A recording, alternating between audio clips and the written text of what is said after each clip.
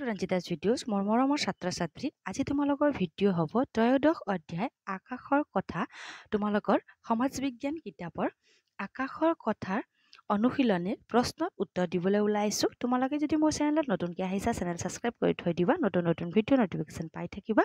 আজিৰ ভিডিঅ' আৰম্ভ কৰোঁ। অনুশীলনী চোৱা। উত্তৰ লিখা। তৰা কাক বোলে? লিখিবা নিশাৰ আকাশত যিবোৰ তিৰবিৰাই ধিমিক ধামাক কৰি থাকে তাকে তৰা বোলে। প্ৰশ্ন চোৱা। পৃথিৱীৰ এটা উপগ্ৰহৰ নাম লিখা। উত্তৰত লিখিবা চন্দ্ৰ পৃথিৱীৰ এটা উপগ্ৰহ। প্ৰশ্ন চোৱা। বিশ্ব ব্ৰহ্মাণ্ড কাক বোলে?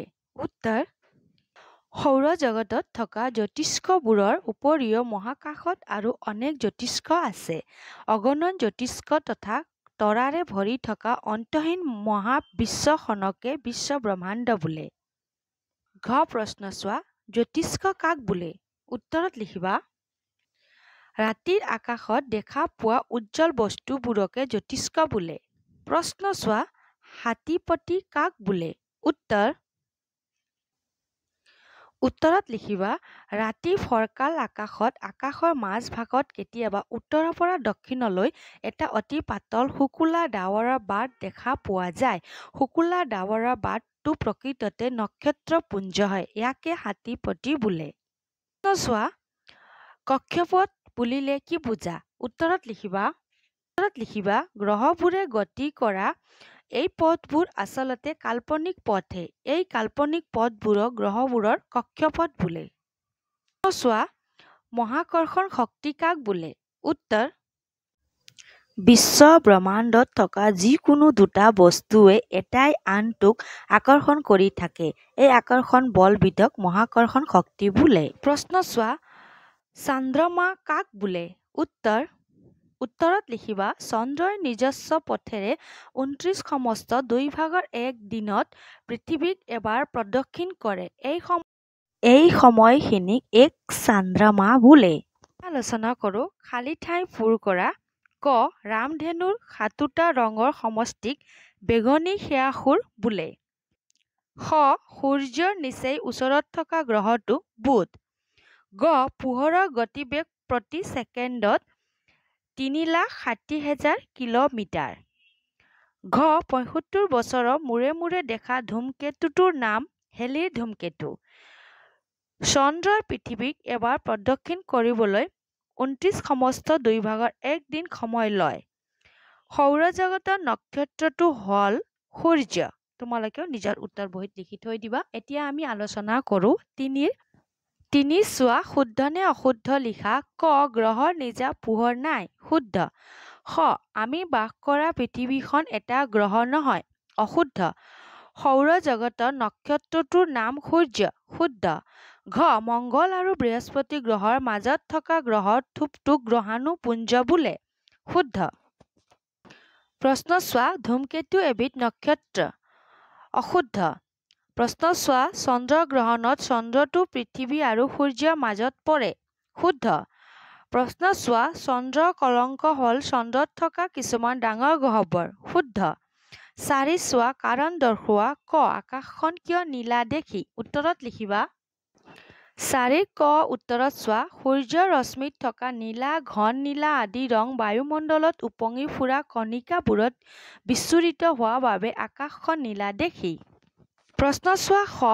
এটা পূৰ্ণিমাৰ পৰা আনটো পূৰ্ণিমালৈ কিয় ২৯ সমস্ত ২/১ দিন সময় লাগে? উত্তৰত লিখিবা চন্দ্ৰই পৃথিৱীক এবাৰ প্ৰদক্ষিণ কৰিবলৈ ২৯ সমস্ত ২/১ দিন সময় লাগে। এই সময়খিনিক এক চান্দ্ৰমা বোলে। সেইবাবে এটা পূৰ্ণিমাৰ পৰা আনটো পূৰ্ণিমালৈ ২৯ সমস্ত ২/১ দিন সময় লাগে। আলোচনা কৰোঁ ৫ৰ সমূহ উত্তৰ লিখা। ক উল্কা আৰু পপীয়া তৰা কি? উত্তৰত লিখিবা কিতাপৰ পেজ চাবা 100। উত্তৰত লিখিবা ৰাতিৰ আকাশত খহি পৰা পোহৰৰ কিছুমান উল্কা আৰু কিছুমান পপীয়া তৰা। লিখি তোমালোকে ইয়াত চোৱা। আকাশত থকা ইয়াৰ পৰা লিখি ইয়ালৈকে লিখিবা। তোমালোকে নিজৰ কিতাপ চাই উত্তৰ লিখিবা। ৫ৰ কৰ উত্তৰ। ঠিক আছে। এতিয়া আলোচনা কৰোঁ প্ৰশ্নৰ উত্তৰ। খ প্ৰশ্ন চোৱা ধূমকেতুৰ বিষয়ে চমুকৈ লিখা উত্তৰত লিখিবা উত্তৰৰ কাৰণে পেজ ওলাই ল'বা 99 ধূমকেতু মহাকাশৰ এক উল্লেখযোগ্য জ্যোতিষ্ক ধূমকেতুবোৰ শিল এমনিয়া গেছ মিথেন গেছ আৰু বৰফেৰে গঠিত এই গেছবোৰ ধূমকেতুটোত গোট মাৰি থাকে ই পৃথিৱীৰ চাৰিওফালে এপাক মাৰিবলৈ বহু বছৰ সময় লয় তোমালোকেও লিখি ল'বা এতিয়া আলোচনা কৰোঁ গড় প্ৰশ্নৰ উত্তৰ গ প্ৰশ্ন চোৱা সৌৰজগত বুলিলে কি বুজা ইয়াত থকা গ্ৰহবোৰৰ নাম লিখা উত্তৰত লিখিবা গড় উত্তৰত লিখিবা সূৰ্যৰ চাৰিওফালে ঘূৰি থকা গ্ৰহবোৰৰ উপগ্ৰহ ধূমকেতু উল্কা আৰু ক্ষুদ্ৰ ক্ষুদ্ৰ গ্ৰহাণুপুঞ্জক লৈ গঠন হোৱা জগতখনকে সৌৰজগত বোলে সৌৰজগতত থকা গ্ৰহবোৰৰ নাম হ'ল বুধ শুক্ৰ পৃথিৱী মংগল বৃহস্পতি শনি ইউৰেনাছ নেপচুন তোমালোকেও নিজৰ উত্তৰ বহীত লিখি মুখস্থ কৰি থৈ দিবা পৰীক্ষাৰ কাৰণে এতিয়া আমি আলোচনা কৰোঁ আভ্যন্তৰীণ আৰু বাহ্যিক গ্ৰহবোৰৰ নাম লিখা উত্তৰত লিখিবা আভ্যন্তৰীণ অৰ্থাৎ সূৰ্যৰ ওপৰত থকা গ্ৰহ বুধ শুক্ৰ পৃথিৱী আৰু মংগল বাহ্যিক অৰ্থাৎ সূৰ্যৰ পৰা দূৰত থকা গ্ৰহ বৃহস্পতি শনি ইউৰেনাছ আৰু নেপচুন তোমালোকে মুখস্থ কৰি থৈ দিবা ঠিক আছে এতিয়া আমি আলোচনা কৰোঁ প্ৰশ্ন চোৱা গ্ৰহাণুপুঞ্জ কাক বোলে উত্তৰত লিখিবা উত্তৰৰ কাৰণে পেজ ওলাই ল'বা 98 মংগল আৰু বৃহস্পতি গ্ৰহৰ মাজত 430টা মান সৰু সৰু গ্ৰহৰ এটা থোপ আছে সেই থোপটোক গ্ৰহাণুপুঞ্জ বোলে সৌৰজগতৰ গ্ৰহ উপগ্ৰহসমূহৰ দৰে এই গ্ৰহাণুপুঞ্জটোৱেও সূৰ্যক কেন্দ্ৰ কৰি প্ৰদক্ষিণ কৰি আছে তোমালোকেও নিজৰ উত্তৰ বহীত লিখিবা লগতে মুখস্থও কৰি থৈ দিবা এতিয়া আলোচনা কৰোঁ চোৱা পাৰ্থক্য লিখা গ্ৰহ আৰু নক্ষত্ৰ মই তোমালোকক উত্তৰ দি আছো উত্তৰত লিখিবা গ্ৰহ আৰু নক্ষত্ৰৰ মাজত পাৰ্থক্য এই যে গ্ৰহবোৰ স্থিৰ আৰু নক্ষত্ৰবোৰ তিৰবিদাই থাকে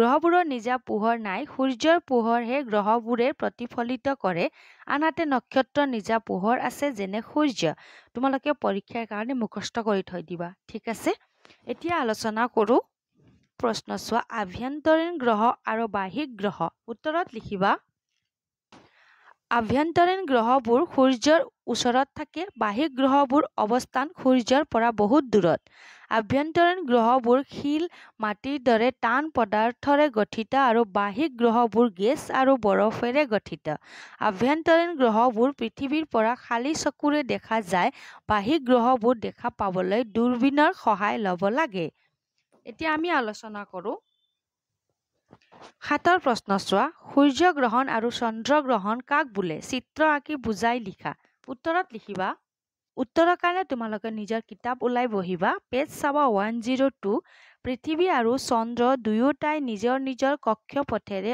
অবিৰাম ঘূৰিয়ে থাকে এইদৰে ঘূৰি থাকোঁতে কেতিয়াবা পৃথিৱীখন চন্দ্ৰ আৰু সূৰ্যৰ মাজত একেডাল সৰল ৰেখাত পৰে তেতিয়া পৃথিৱী ছাঁ গৈ চন্দ্ৰৰ ওপৰত পৰি চন্দ্ৰটো নেদেখা হয় ইয়াকে চন্দ্ৰগ্ৰহণ বোলে আকৌ কেতিয়াবা চন্দ্ৰটো সূৰ্য আৰু পৃথিৱীৰ মাজত অৱস্থান কৰে তেতিয়া চন্দ্ৰটোৱে অলপ সময়ৰ বাবে সূৰ্যটো ঢাকি ধৰা যেন লাগে ফলত অলপ সময়ৰ বাবে সূৰ্যটো নেদেখা হয় ইয়াকে সূৰ্যগ্ৰহণ বোলে ছবি তোমালোকে চন্দ্ৰগ্ৰহণৰ তোমালোকে নিজৰ উত্তৰ বহীত ধুনীয়াকৈ আঁকি ল'বা ঠিক আছে আকৌ সূৰ্যগ্ৰহণৰ